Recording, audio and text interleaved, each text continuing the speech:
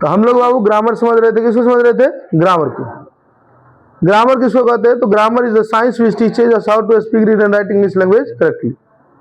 Grammar ऐसा शास्त्र होता है जो हमें अंग्रेजी में पढ़ रहे तो अंग्रेजी में शुद्ध शुद्ध बोलना पढ़ना और लिखना सिखाएगा, हिंदी में पढ़ रहे तो हिंदी में शुद्ध शुद्ध बोलना पढ़ना और लिखना सिखाएगा, संस्कृत में पढ़ रहे तो संस्कृत में शुद्ध शुद्ध बोलना पढ़ना और लिखना सिखाएगा।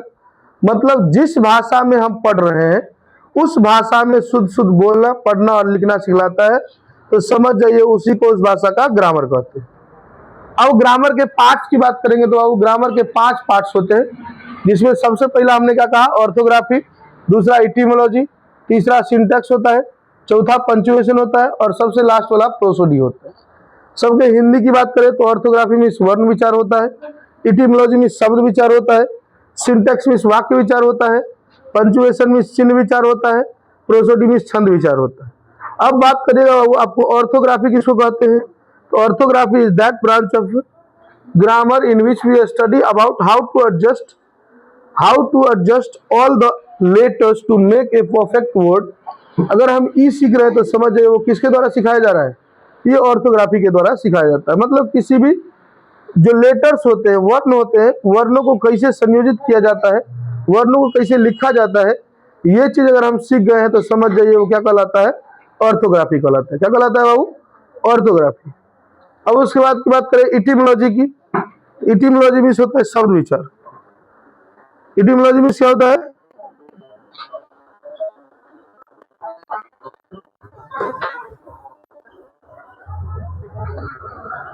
शब्द विचार में क्या होता है बाबू? तो शब्द विचार में हम लोग ये सीखते हैं कि शब्दों को कैसे किसी भी वाक्य में रखा जाए जिससे वो एकदम परफेक्ट वाक्य बन जाता है। अब आइए बाबू हम लोग देखते हैं सिंटैक्स को। सिंटैक्स हमें क्या सिखाती है? सिंटैक्स हमें सिखाती है किसी भी कहानी को लिखिए या किसी भी चीज को लिखने में, एक बहुत बड़ा पैराग्राफ बनाने में कैसे किसी वाक्य को रखा जाता है, ये हमें कौन सिखाती है? तो सिंटैक्स सिखाती है। अब आइए बाबू पंक्चुएशन। पंक्चुएशन मतलब होता है चिन्ह विचार। चिन्ह विचार हमें क्या सिखाती है? किसी भी वाक्य में चिन्हों को कैसे रखा जाता है, चिन्हों को कैसे समायोजित किया जाता है। जैसे मान लीजिए उदाहरण के तौर पर अगर बात किया जाए, हम आपसे एक लाइन कहे लिखने के लिए लिखे what is your name. What is your name. हम लोग यहाँ एक क्वेश्चन मार्क देते हैं, साइन ऑफ इंट्रोगेशन देते हैं। क्या देते हैं बाबू? Sign of interrogation. ये देना जरूरी है। अगर आप नहीं दे रहे हैं तो इस वाक्य को अधूरा माना जाता है। तो समझ जाइए पंक्चुएशन हमें यह सिखाती है कि किसी भी वाक्य में चिन्हों को कैसे रखा जाता है। छंद विचार हमें यह सिखाती है किसी भी वाक्य में आप जो छंद होते हैं अर्थात जो हमारा मात्रा होता है उनको क्यों और कैसे और कहां सबसे पहले लिखा जाएगा, ये चीजें हमें कौन सिखाती है? ये चीजें हमें प्रोसोडी सिखाती है। आइए बाबू हम लोग इससे आगे बढ़ते हैं। अगला हमारा टॉपिक है बाबू लेटर। लेटर किसको कहते हैं? तो पता है letter, a letter is the smallest unit of language which can not be divided are called letter. मतलब ये समझिए यह भाषा की सबसे छोटी इकाई होती है जिसको खंड या टुकड़ा नहीं किया जा सकता। मतलब ये समझिए इससे छोटी इकाई नहीं होती। सबसे छोटी इकाई की बात करिएगा तो यही होता है जिसको हम लोग क्या कहते हैं? लेटर कहते हैं। दूसरा इसमें परिभाषा लिखा गया a fundamental sound which can not be divided are called letter. मतलब वह ध्वनि जिसको तोड़ नहीं सकते, जिसका टुकड़ा नहीं किया जा सकता है, उसे ही हम लोग क्या कहते हैं? लेटर कहते हैं। बात किया जाए बाबू how many letters are there in the English alphabet. तो there are 26 letters in the English alphabet. कौन कौन सा? हम लोग जानते हैं 26 लेटर्स की बात। कौन कौन सी बात लेटर्स की बात आती है?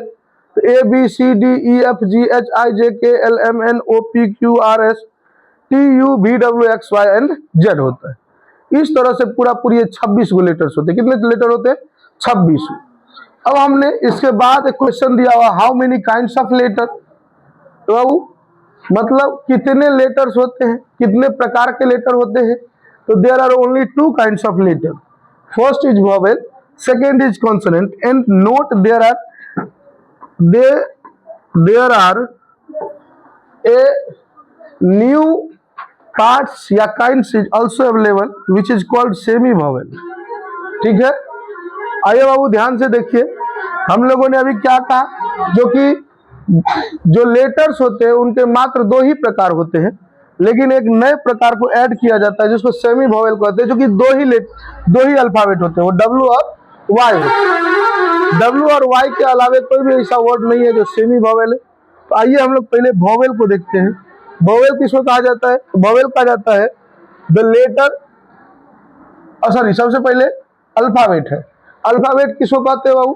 तो कहता है a complete set of letters in a fixed order is called alphabet.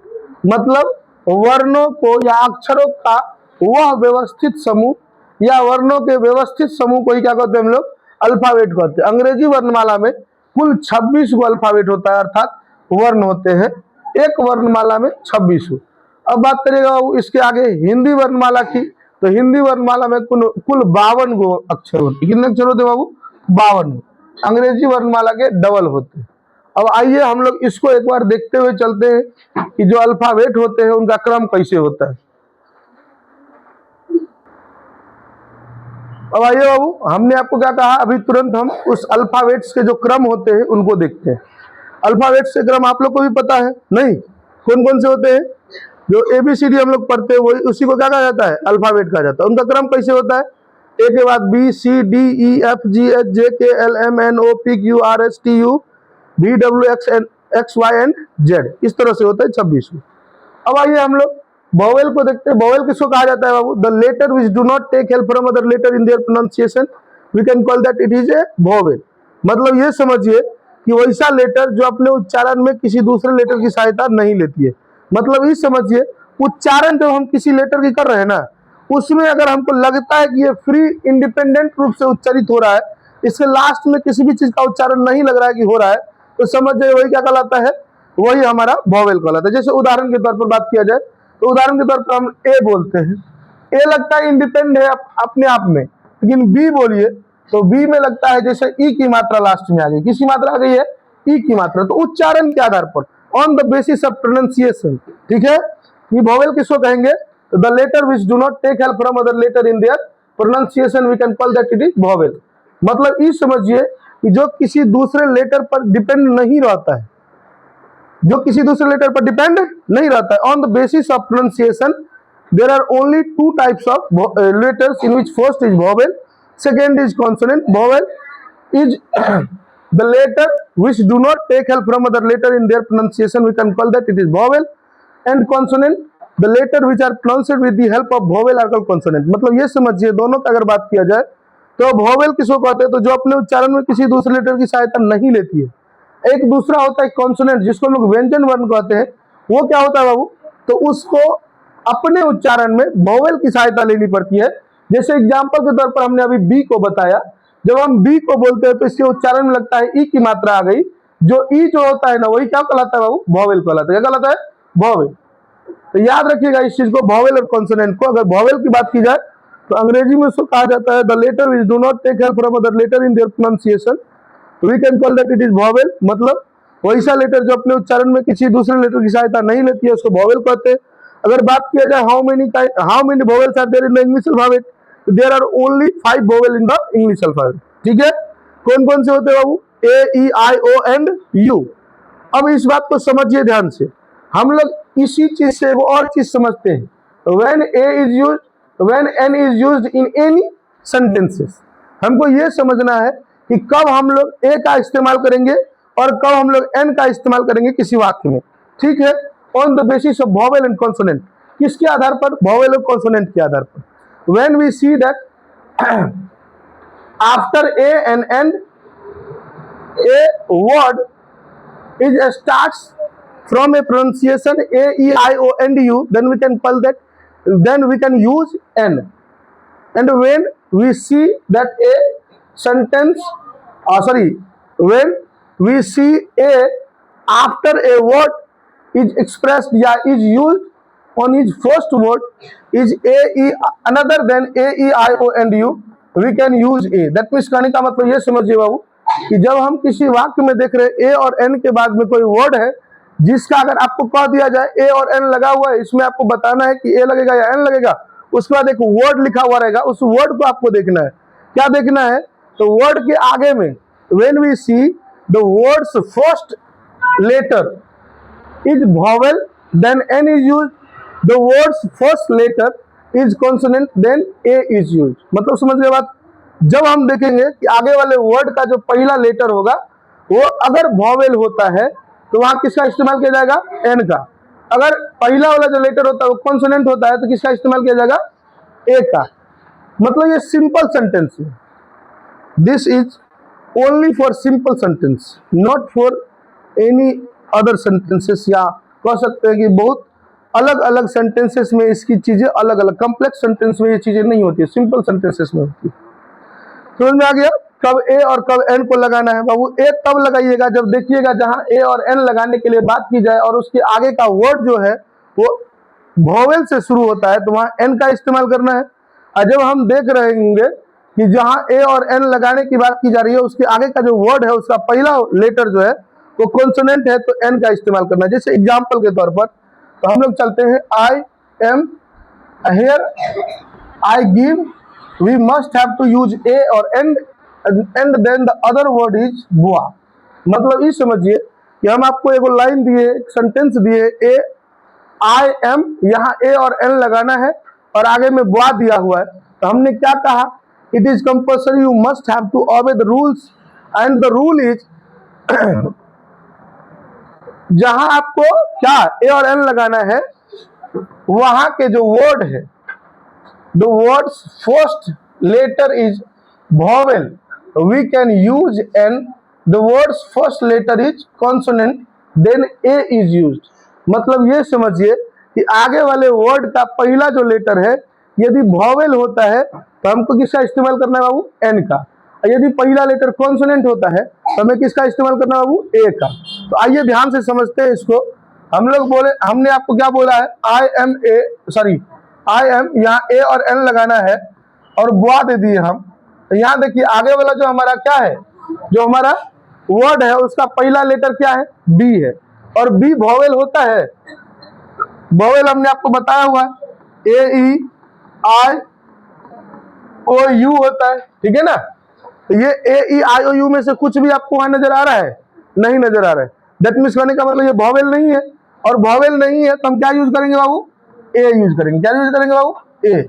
और जब हम देखेंगे वॉवेल रहता है यहाँ कुछ भी ए ई आई ओ यू, जैसे मान लीजिए उदाहरण के तौर पर दिस इज, यहाँ ए और एन लगाना है और यहाँ हम दे दिए ऑल। तो हम देख रहे हैं जो आगे का वर्ड है इसका पहला लेटर क्या है? ओ है।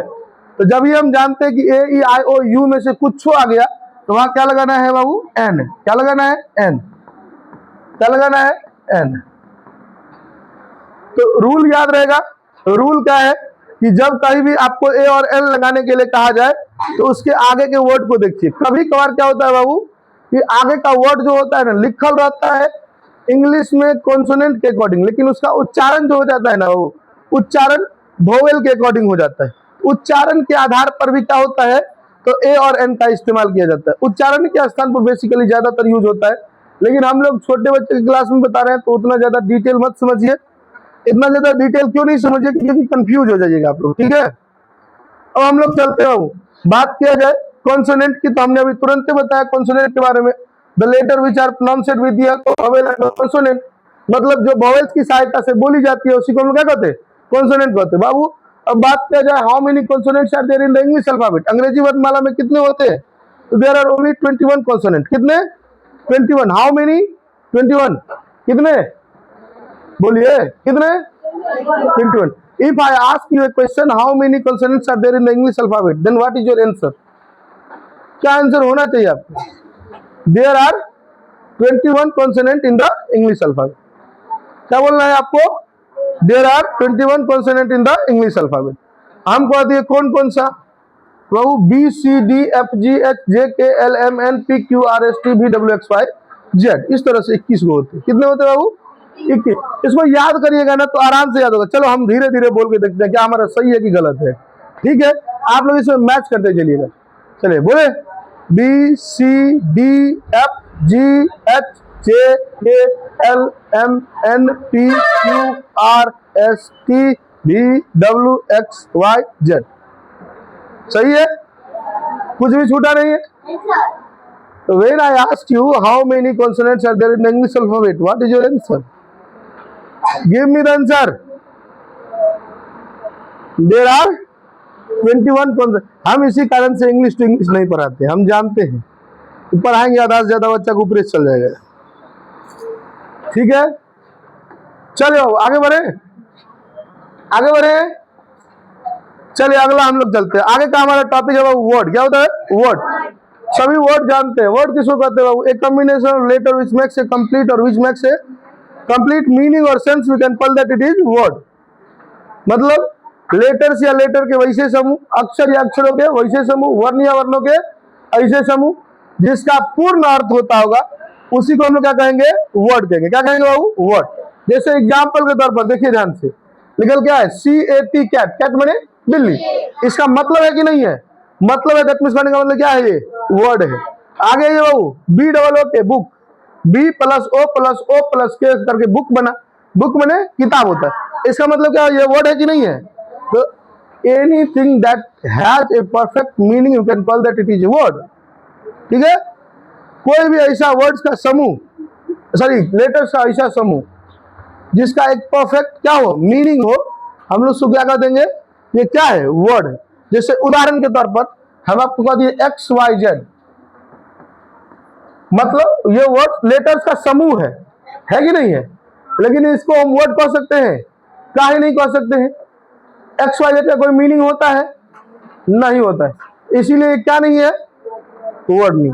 अच्छा एक बात बताइए बाबू, आई वर्ड है कि नहीं है? आई वर्ड है।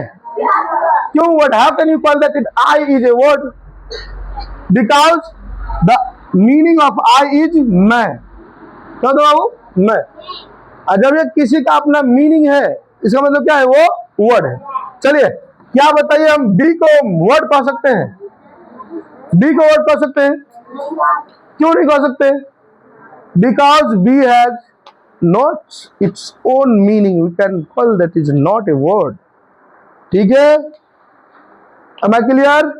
Yes or no? हाँ, tell me loudly yes and no. दो चीज तो बोलने आता है, यस और नो नहीं। चलिए तो बाबू बी को क्यों नहीं कहा जाता है? क्योंकि बी का अपना मीनिंग नहीं होता है, बी का अपना कोई अर्थ नहीं होता। और जिसका कोई अपना अर्थ नहीं होगा उसको हम लोग क्या नहीं कहेंगे? वर्ड नहीं। अच्छा बताइए ए क्या है? वर्ड है। Is a word? यस और no? Why is a word? Because the meaning of a is एक। समझे? ए का मतलब so we got a conclusion that a is a word. Clear ना? क्लियर? चलिए बताइए, आपके राजू सर इंग्लिश बोलना जानते हैं कि नहीं जानते? बाबू उतना ज्यादा नहीं जानते, लेकिन जानते जरूर हैं। चलिए अगर आप लोग सीख जाइएगा तो हम लिख के देते हैं, हम आपसे ज्यादा फराटेदार बोल के दिखाएंगे। लेकिन आप लोग सीखिए तो सही। कहिएगा सर कैसे सीखेंगे? तो हम है ना, हम सिखाएंगे आपको कैसे सीखिएगा। आप लोग खाली पीछे की सारी चीजों को सीख जाइए, आगे की चीजों को सिखाना हमारी जिम्मेवारी है। ठीक है, चले आगे बढ़े। चलिए आगे हमारा होता है बाबू parts of speech. Parts of speech का मतलब होता है शब्द भेद। बाबू शब्द भेद जो कि यहाँ लिखा हुआ है, देखिए ध्यान से। पार्ट्स ऑफ स्पीच का डिफिनेशन क्या होता है बाबू? Parts of speech का definition होता है all the English words are divided into 8 groups according to their work they do in sentence. This group is called parts of speech. अंग्रेजी के जितने भी शब्द हैं उन सभी का अपना अपना काम था। ठीक है, ध्यान से समझिए बाबू, इधर सुनो ध्यान से। हमारे पास में सब्जियों की कमी है नहीं, बहुत सारे सब्जियां हैं। आलू है, परवल है, बैंगन है, कटहल है, और क्या क्या? भिंडी है, और गोभी है, और करेला, और बहुत सारे हैं। ठीक है, बहुत सारे हैं। अब सुनो ध्यान से, और इधर ध्यान से सुनो, बहुत सारे हैं ना। जहां हम लोग जाते सब्जी खरीदने के लिए, हम तरह से एगो सवाल पूछते हैं, दूगो टोकरी रखल है, एगो ई रखल हो गया और एगो ई रखल हो गया, ठीक है। आई टोकरी में पहला वाला टोकरी में आ जाओ, आई दूसरा वाला टोकरी में आ जाओ। पहला वाला टोकरी में आलूओ रखल है, प्याजो रखल है, सजमैनो रखल है, भिंडियो रख दिए, कहीं चलो कुछ समझ लो ना, सब कुछ रखल है। नहीं, ए मिर्चाई कदीमा सजमैन सब रखल है, एगो में खाली आलूए रखल है। क्या रखल है? आपको जाके आलू खरीदना है तो बताओ दुकानदार कौन सबसे पहले तोरा लेके दे? पहला वाला दुकानदार पहले देगा कि दूसरा वाला दुकानदार? काहे दूसरा वाला दुकानदार देगा? काहे कि इसको सब्जी छांटना नहीं पड़े, और इसको सब्जी, तो वही बात है। इतना सारा वर्ड हो गया ना, इतना सारा वर्ड। तो पहले जो वर्ड था ना, पहला टोकरी में रखल था, नाम एक के टोकरी में घुसियाल था। जकर कोनो दोसर काम कोई कर रहा है, क्रिया कर रही है, उसको भी उसी टोकरी में घुसा दिया गया था। अलग अलग काम वाले वर्ड्स को भी एक के टोकरी में घुसा दिया गया था। तो एगो कोई बढ़िया आदमी निकला जो अंग्रेजी का जानकार था, वो कहा नहीं ऐसे में कंफ्यूज हो जाएंगे सब बच्चा, नहीं कंफ्यूजन को खत्म कैसे किया जाए? तू सो कह रही है बाबू? हम सो रहे थे तेरा जगह पे आगे हमारा आंख मोतियाबिंद हो गया है, थोड़ा दिखाई ना दे रहा है। चलिए बाबू, पहला वाला टोकरी में क्या है? 100 वर्ड रखल है। तो एगो आदमी उठा, क्या ऐसे नहीं करना है, ऐसे में काम नहीं चलेगा। क्यों काम नहीं चलेगा? क्योंकि ऐसे में बच्चा कंफ्यूज हो गया, टोकरी में कौन कौन सा वर्ड किस काम का है पता नहीं चलेगा, और कौन वर्ड को किस काम मिलता जुलता वर्ड कहेंगे। जैसे मान लीजिए हम आपको कह दिए कि नाम वाला सब है, तो नाम वाला मिलता जुलता होगा, जैसे राम, मोहन, सोहन, सीता, गीता, अनीता, सुनीता, सब क्या है? नाम है, तो मिलता जुलता वर्ड हो। तो कहा ऐसा करो, इसको 8 गो टोकरी में बांट दो। 8 गो टोकरी में बांट के क्या करो? सबका अपना अपना काम दे दो कि तोरा काम यही है। तो इसी को हम लोग पार्ट्स ऑफ स्पीच कहते हैं। मतलब क्या कि अंग्रेजी वर्णमाला, अंग्रेजी के जितने भी शब्द थे, उन शब्दों को उनके कार्यों के अनुसार 8 गो भाग में बांट दिया गया, जिसके प्रत्येक भाग को पार्ट्स ऑफ स्पीच कहते हैं। अच्छा, वो भाग कौन कौन सा है बाबू? तो पहला होता है नाउन, नाउन में संज्ञा। दूसरा होता है प्रोनाउन, प्रोनाउन में सर्वनाम। तीसरा होता है एडजेक्टिव, जिसका मतलब होता है विशेषण। चौथा होता है वर्ब, मतलब क्रिया। पांचवा होता है एडवर्ब, मतलब क्रिया विशेषण। और छठा होता है प्रीपोजिशन, जिसका मतलब होता है संबंध वाचक अव्यय या संबंध सूचक अव्यय। और सातवां होता है कंजंक्शन, जिसका अंग्रेजी होता है समुच्चय बोधक अव्यय या संयोजक अव्यय। और लास्ट होता है बाबू इंटरजेक्शन। इंटरजेक्शन मतलब होता है विस्मयादि बोधक अव्यय। तो चलिए, आज का क्लास हम यहीं स्टॉप करेंगे। मिलते हैं नेक्स्ट वीडियोज के साथ या नेक्स्ट क्लास में आप लोग के साथ, ठीक है।